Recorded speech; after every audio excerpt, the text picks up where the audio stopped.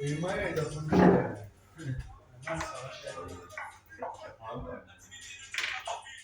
wesh, vous faites quoi les mecs? Wesh, wesh. Bonjour à tous, j'espère que vous êtes tous très bien. Aujourd'hui on se retrouve pour l'analyse de la 4ème ronde du championnat de France 2024 U18. J'ai donc les pièces noires contre Matteo Daguet, classé 1817. J'ai pour l'instant 2 points sur 3. J'ai battu les deux joueurs moins bien classés que moi et j'ai perdu contre le maître feed Bad Bilgoun 2360. Et donc j'ai les noirs pour cette 4ème partie. L'objectif c'est de réussir à enchaîner contre les moins forts pour pouvoir rejouer un joueur plus fort et essayer de perf pour continuer à faire un bon tournoi. Je reste plutôt bien placé, je crois que je suis table 15, table 20, ça reste pas mal. Pour cette partie, j'ai pas pu trop me préparer. Alors, j'ai un doute si c'est lui, je crois que c'est lui, ouais. Je crois que j'avais eu l'info qu'il jouait des alapines. Je crois que c'est lui, ouais. Ouais, je crois que c'est lui. J'ai eu des infos comme quoi il jouait l'alapine. Et c'est pour ça que depuis cette ronde numéro 4, je me suis inventé un nouveau répertoire. Il y a clairement zéro préparation, c'est tout au feeling. Je décide avant la partie de lui jouer une moderne avec A6 pour éviter son alapine qui, bon, l'année dernière, les alapines contre les joueurs à 17-1800 ont été plutôt chiantes. J'avais lâché quand même des matchs nuls. Donc je me dis, bon, si je rentre pas dans son alapine, ça va être des vrais échecs, personne ne va rien connaître.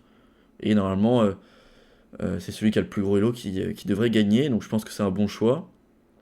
Et, euh, et du coup, j'ouvre un fichier que je m'étais fait il y a un petit moment sur la moderne A6 parce que bon, quand même, j'avais un petit truc de côté. Je me suis dit que ça pourrait servir. J'ai plein de choses de côté qui peuvent servir à tout moment. Et donc, je regarde un peu les variantes le matin même. Le soir avant, on était sorti voir les Corses, comme vous avez vu dans la première vidéo du vlog, enfin dans les premières secondes du vlog. On était parti blitzer avec les Corses. Et du coup, on est rentré assez tard, on s'est couché, et le matin, comme d'habitude, à 10h, petit réveil, et ça essaie de se préparer.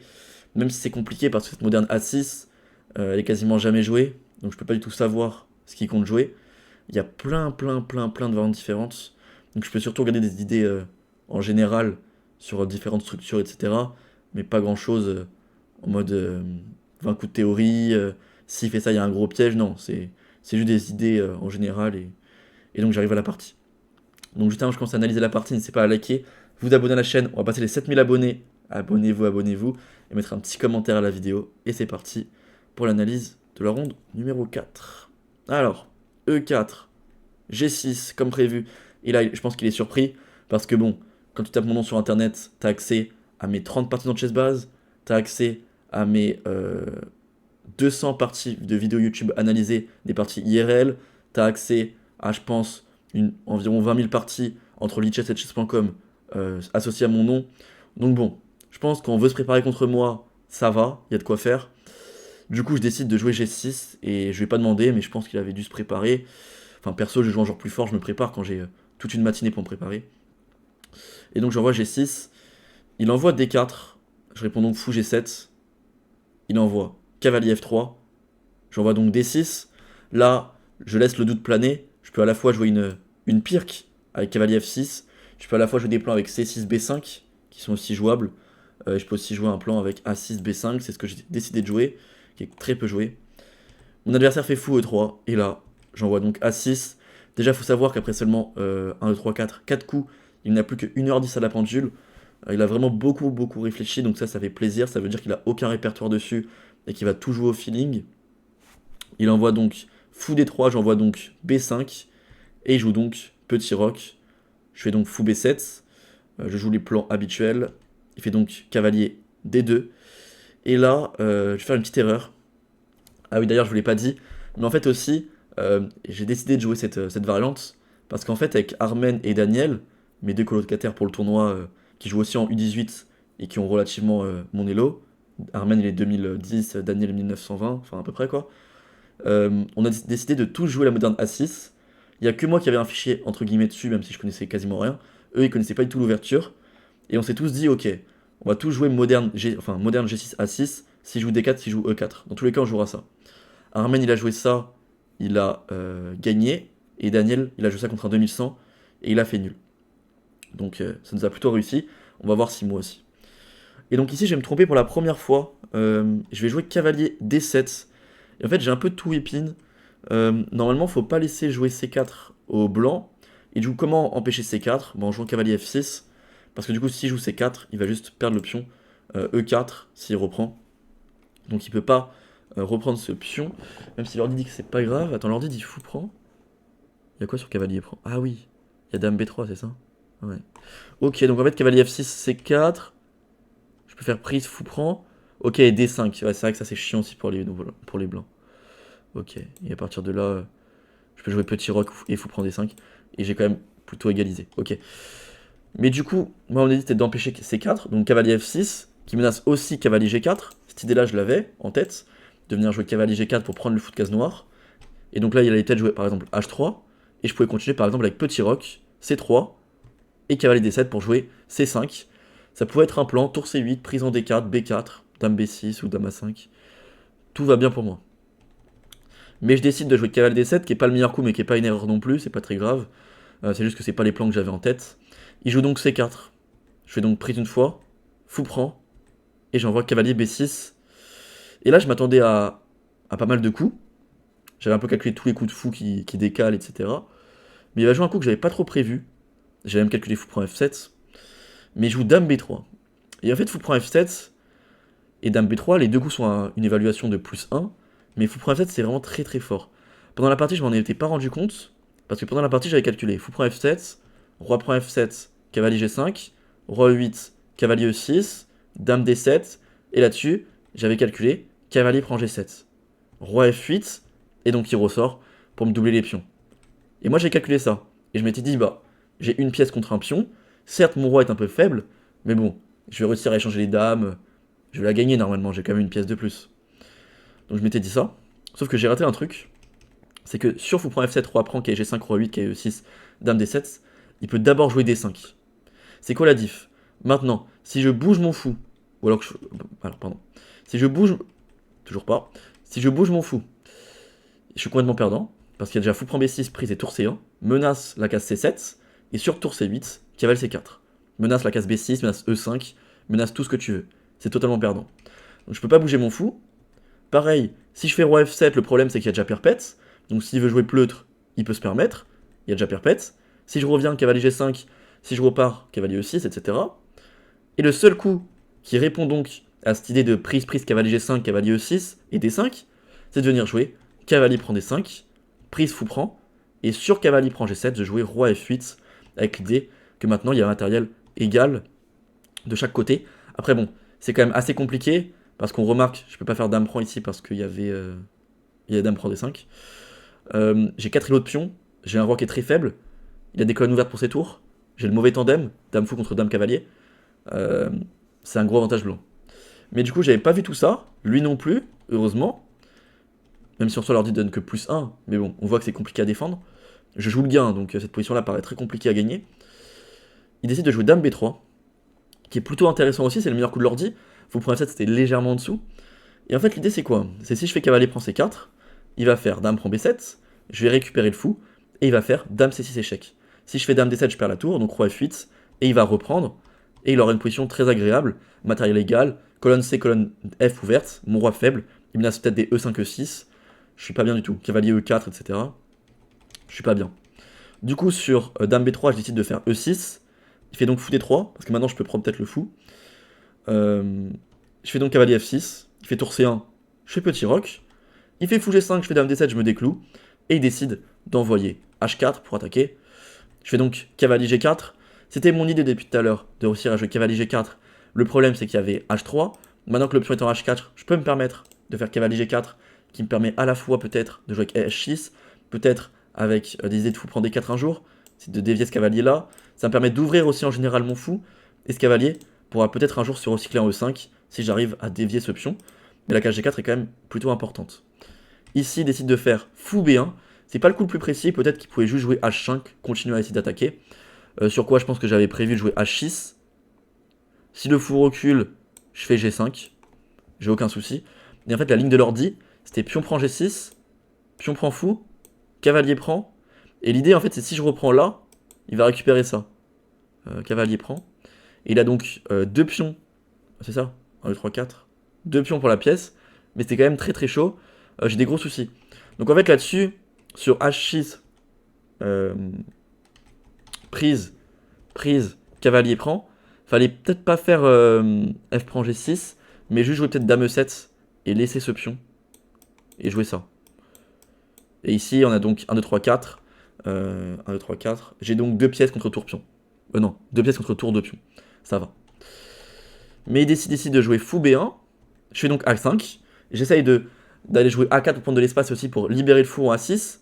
Pour vraiment avoir les deux fous sur les grandes diagonales. Il fait donc H5 maintenant. Pas de problème, je fais tour C8. Alors, peut-être que j'aurais pu jouer A4 intermédiaire. Mais j'essaie de faire fou tour C8 d'abord. Je place mes pièces. Ici, il fait donc tour D1. Peut-être que lui aussi pouvait peut-être prendre une fois. Fou D3 pour empêcher fou A6. A4, dame B4. Bon, il pouvait continuer comme ça aussi. Bon, tour D1, c'est pas non plus une erreur. Je fais donc A4. Il fait dame A3 et là je décide de faire fou F8. En fait, dame A3 c'est pas un coup que j'avais tellement calculé. Parce que je me suis dit que dame A3, la dame elle a plus tellement de cases. Elle a que 2 cases. B4 et D3. 2 cases que je vais pouvoir contrôler plutôt facilement. Donc qu'est-ce que je me suis dit? La dame elle est en A3. Et je vais essayer de jouer fou F8 pour menacer D5, dame D3, fou A6, dame C2 et peut-être quai C4 ou quelque chose comme ça.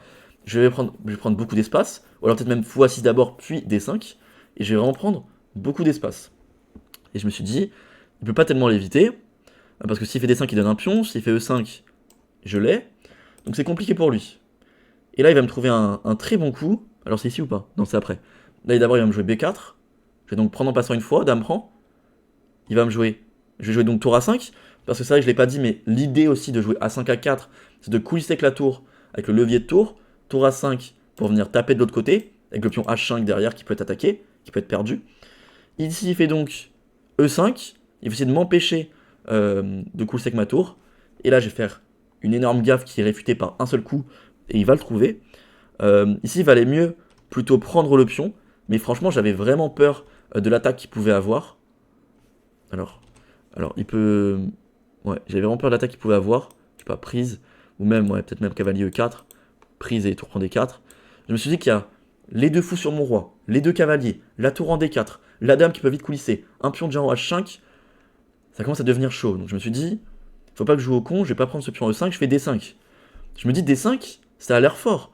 Parce que maintenant, du coup, je menace tour A3. J'ai vraiment toutes les pièces qui vont coulisser, je vais pouvoir jouer C5, cavalier C4. J'ai l'impression vraiment de prendre un gros avantage. Finalement, pas du tout. Il y a un coup qui réfute mon idée, et il va le trouver, c'est cavalier H2. Et là, vous vous dites, c'est bizarre, cavalier H2. Cavalier prend, roi prend, je vois pas l'intérêt. Mais en fait, cavalier prend forcé, l'idée c'est de faire dame H3. Et il a trouvé l'idée. Si je repars avec mon cavalier, il le ramasse, et il a activé sa dame. Je fais donc tour A3 pour forcer dame prend H2, et je fais cavalier A4. Je ramène mes pièces vers son roi. Il fait donc cavalier B3, je fais fou A6, je ramène mes pièces, et ici, il va se tromper, il va faire tour C2. Bon, ici il faut savoir, je vous l'avais dit au quatrième coup, il n'est déjà plus qu'1h10, ici, il n'a plus que quelques minutes. Vraiment, il a plus que 2-3 minutes, moi j'ai encore une bonne demi-heure. Dans ce tournoi, j'ai réussi à prendre beaucoup d'avance niveau temps. Ça a aidé. Et ici, il va faire tour C2. Je m'attendais vraiment au coup fou F6, qui est le meilleur coup, avec les idées de venir faire prise, prise, fou prend, pion prend, dame H8, roi F7, dame H7, roi E8. Et j'essaie de trouver des plans de gain.